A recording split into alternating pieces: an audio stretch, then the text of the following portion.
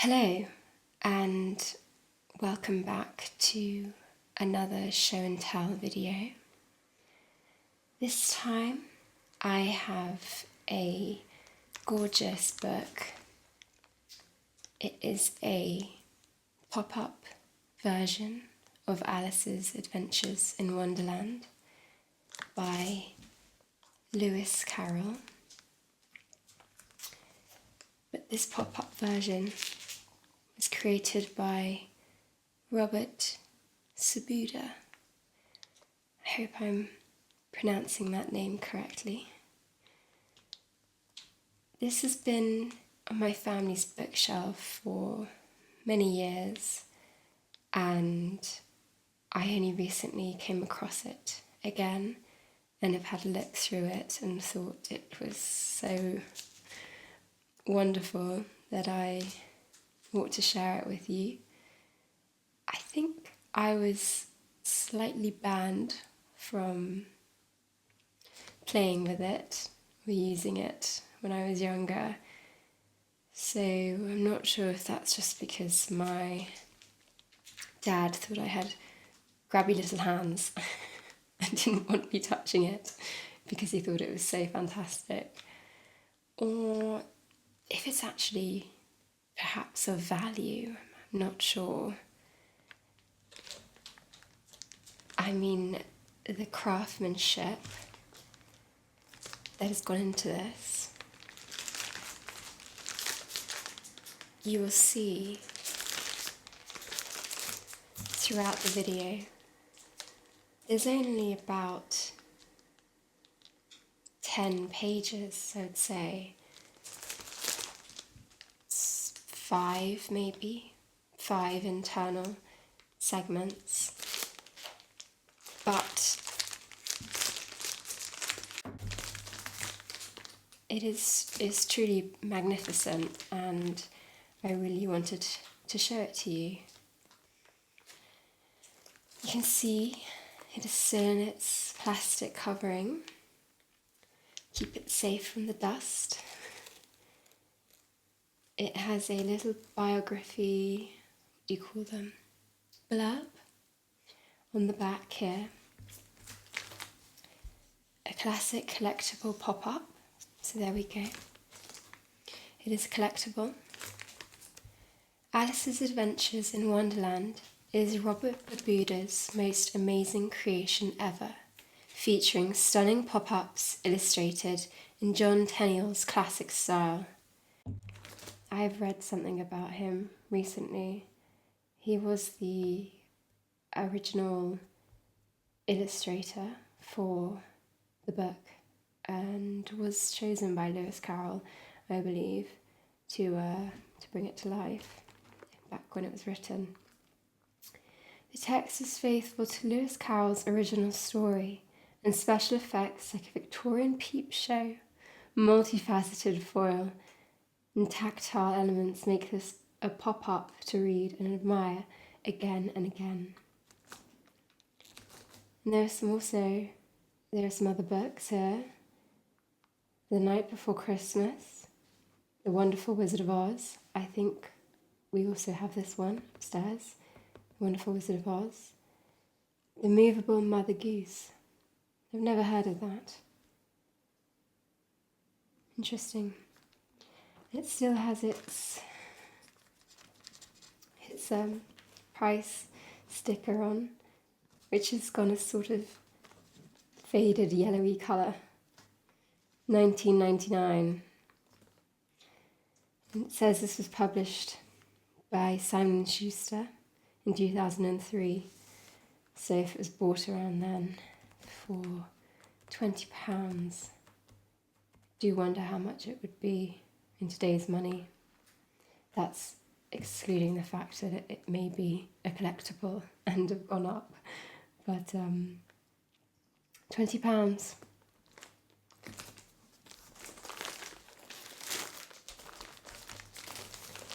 Let's take a look, shall we?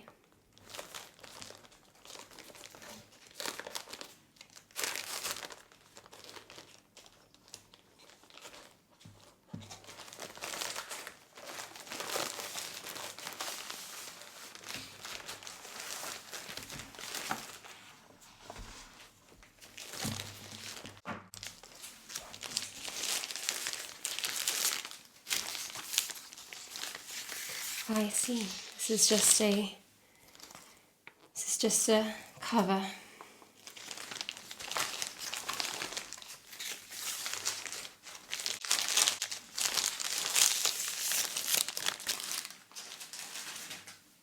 Put that to the side. So now we can see it in all its glory. It is in very good condition. So it's the same, rather this time looks like there is a dedication for my sister Wendy, who fell down a hole too, but had the strength and courage to find her way back out again. That's lovely.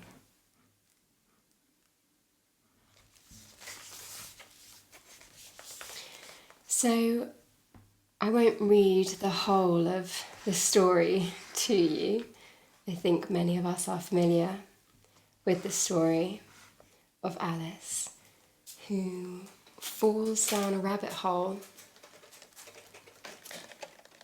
And she does so, wow, like that. It opens very far. Let's keep it up slightly so you can see.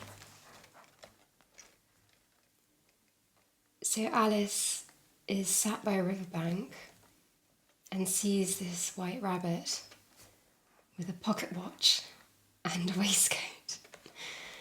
And I know in every adaptation on the screen, they always have the white rabbit going, I'll be late, or whatever it is he says. So he's in a hurry, has somewhere to be. And she's obviously very inquisitive and follows after him and falls down a rabbit hole. The story is a very famous one, and I would say one of the most famous children's stories of all time. And I believe from doing some research that it really was one of the first of its kind, in that this sort of quite curious world filled with anthropomorphic creatures, talking rabbits and dodos and quite curious human-like people, was very fantastical and very dreamlike, and was a step change, I think, from the sort of literature that was being read to children before then. And from that moment onwards, a lot of children's literature was then changed slightly so that it would instead have a purpose to delight children and to entertain them. So it's a very poignant time in children's literature and literature in general. Alice in Wonderland is studied in many English literature courses across the world. I think I possibly touched on it during my course at university, but it's a really lovely story. And I'll also preface now by saying I've had a cold this week, so you might hear a slight shakiness in my voice, so apologies, and I will try not to cough. So this is where the story opens, and this is where Alice's adventure begins. I would try and show you this, but the reality is the camera might not allow you to truly see the extent of this design. But essentially it's almost like a well. With each layer, it has what looks like books on a shelf. And at the bottom we have a sort of silver disc of Alice. So if you were to look through this hole in the top, it's almost like she has fallen. Fallen.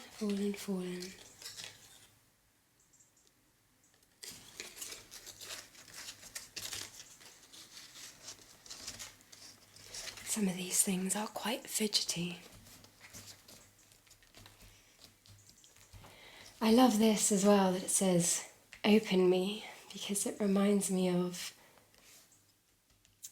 later on in the story, a scene where she comes across drinks or a cake and it has a label on it that says, "Eat me," or "Drink me."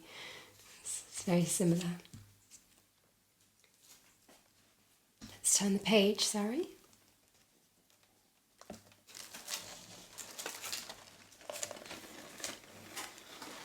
I know that Lewis Carroll was studying at Oxford, I believe. Maybe it was Cambridge. I think he was studying mathematician. He was a mathematician studying mathematics. So it's quite interesting that he got into literature. I'm not sure what the history is there. But just diving back into this, the themes of this novel, or this book, this children's book, it really balances sort of sensical and nonsensical of the world, or the world in our minds, and really subverts logic. And you see that a lot in the scenes where Alice particularly is on her own. She asks herself some quite deep questions, from what I remember. And I think as a child I never quite understood that she was maybe having some slight, what I would now consider existential thoughts or queries. Maybe I'm reading into it too much, but she asks a lot of questions, and I think that is a wonderful trait, being curious. I mean, she sort of has to be, because she's in such a curious world. Being curious is a wonderful thing for a child to be, and I always admired girls at school who asked lots of questions. And when I have children one day, I will encourage them to ask lots of questions. I think it's a wonderful thing.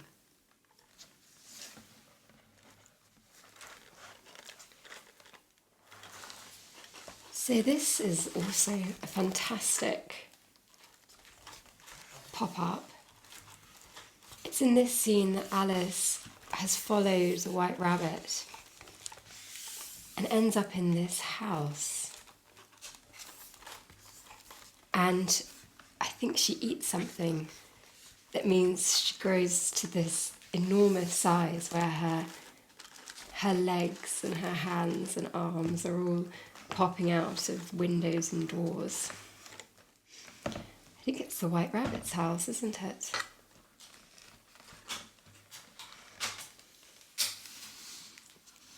Oh yes, of course, and there are his gloves and a fan, which I believe he drops.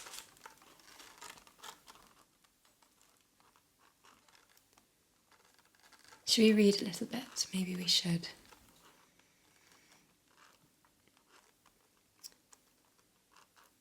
She went in and found her way to a tidy little room with a table in the window, and on it a fan and tiny white kid gloves.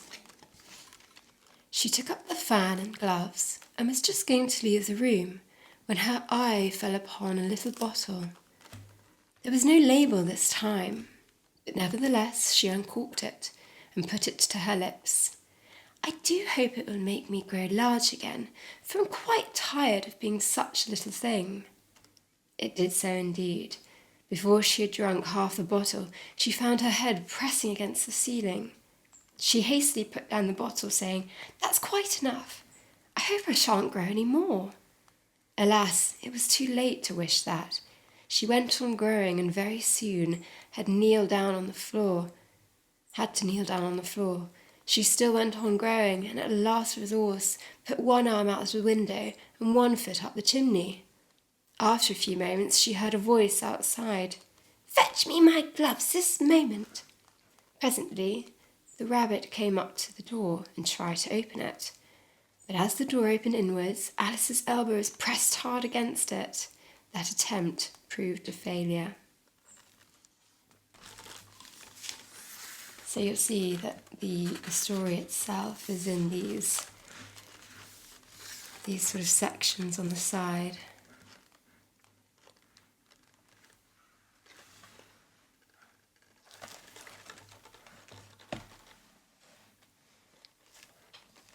I think this is also the moment at which Alice begins to cry, I think, at the end of this scene of the book. And because she's so gigantic, her tears make a river, which is hilarious to think about. And I think she comes across these animals, some of whom are here,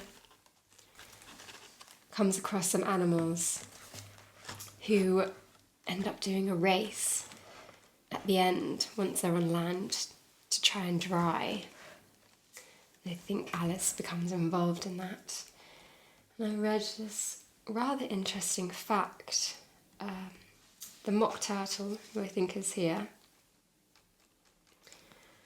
refers to, let me get this correct, an old conger eel who teaches drawing, sketching, and fainting in cells, which might not make any sense when I say it like that, but it's supposed to be a reference to a very famous art critic of the time called John Ruskin.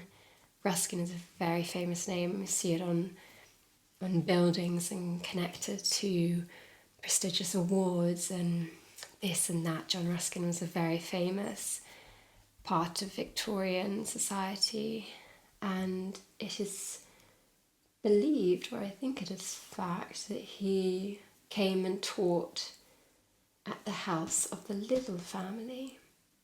And the Little family were a family that Lewis Carroll knew, and one of the daughters of the Little family was called Alice, and is supposedly the inspiration for our Alice in this book. But yes, John Ruskin came and taught them to draw, sketch and paint in oils. It's the three girls. And Alice, I believe, was the middle one. Yes. And that's where the original story was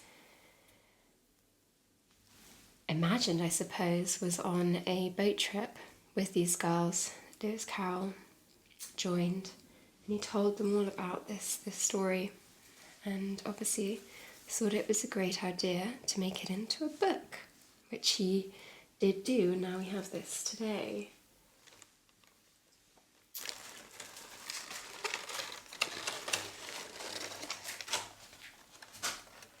This is another great one.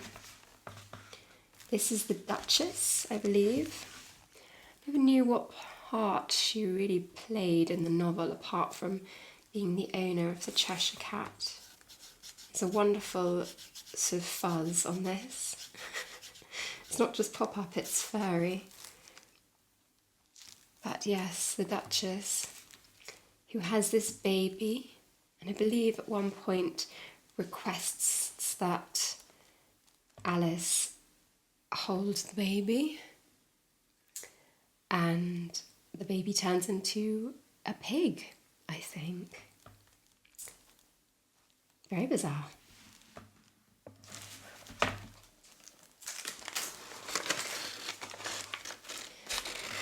This is probably my favourite.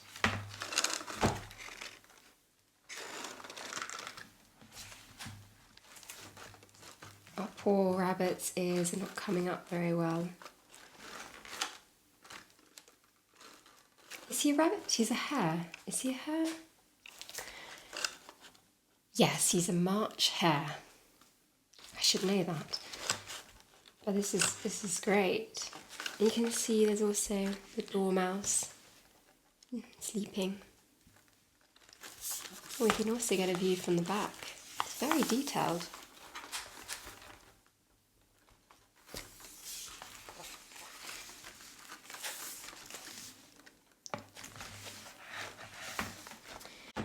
This particular scene, I think, is a very influential scene in art in general, whether that is literal art or music or dance or theatre. This scene, I feel like I see references to this scene in lots of different things. It's just the visuals of it.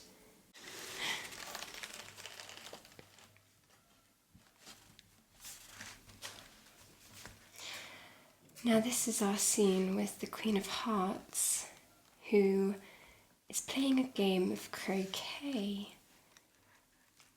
One that Alice had never seen such a curious croquet ground in her life. The croquet balls were live hedgehogs and the mallets live flamingos. So we've got our Alice and our flamingo here. See how the flamingo moves. Ooh. Got a little bit stuck there. But the engineering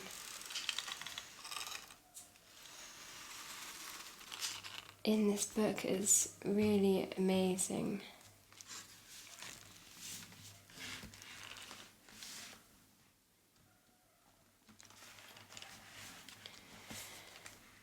And I believe this is also when she accuses the soldiers of being simply a pack of playing cards, which they are.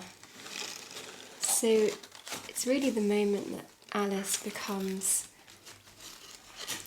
almost cognizant of the fact that she is dreaming, because once she says this, she almost falls back into reality, and that's depicted here.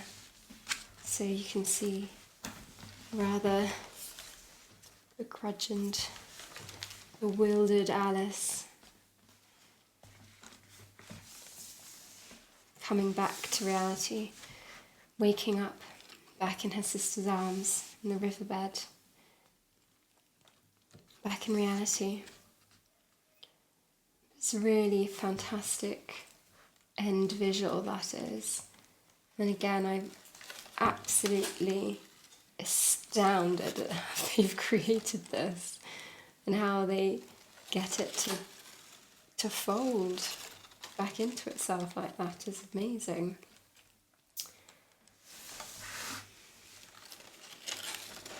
But there we go.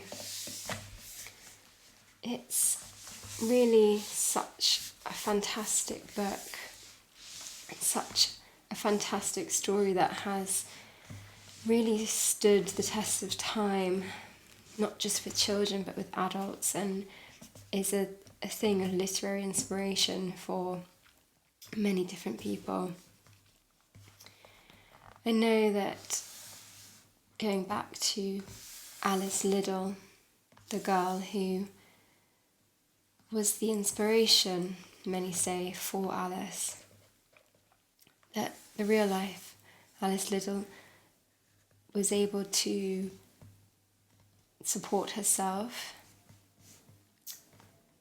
financially, but also in many other ways through this association, and in very tangible ways through actually owning, I think, an original copy which was given to her by Lewis Carroll.